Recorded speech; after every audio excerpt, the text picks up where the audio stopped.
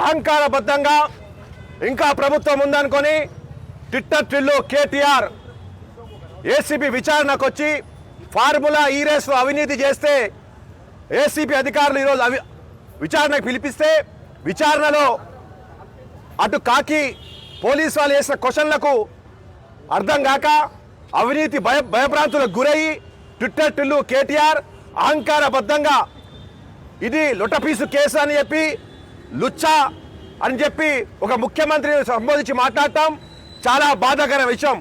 దాంట్లో భాగంగానే ఈరోజు బోరాబండ డివిజన్లో జూబ్లీస్ నియోజకవర్గంలో మా కాంగ్రెస్ కార్యకర్తలు దళిత సంఘాలు అందరూ కలిసి కేటీఆర్ దిశబొమ్మ తగలబెట్టి ఈరోజు నిరసన వ్యక్తం చేయడం జరిగింది. కేటీఆర్ చాలా అహంకారబద్ధంగా ట్విట్టర్ టిల్లు ట్విట్టర్ పిట్ట కేటీఆర్ నోటికొచ్చిన మాట్లాడడం జరిగింది. గతంలో ఒక ముఖ్యమంత్రిని పట్టుకొని గతంలో 10 ఏళ్లుగా ఒక మున్సిపల్ శాఖ మంత్రిగా పనిచేసి ఒక పార్టీకి వర్కింగ్ ప్రెసిడెంట్ అయి ఉండి మాట్లాడే మాటలు కాదు.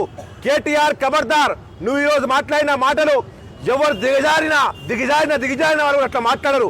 కానీ ఒక ముఖ్యమంత్రి స్థాయిలో ఉన్న వ్యక్తిని మాట్లాడటం గలీజ్ అన్పార్లమెంట్ లాంగ్వేజ్ పేరున విదేశీ బ్యాంకులకు తరలించిన లుచ్చా పనులు చేసినావు కాబట్టి ఏసీబీ అధికారులు విచారిస్తుంటే అది తట్టుకోలేక నువ్వు ఈరోజు ముఖ్యమంత్రి లుచ్చా అంటావు.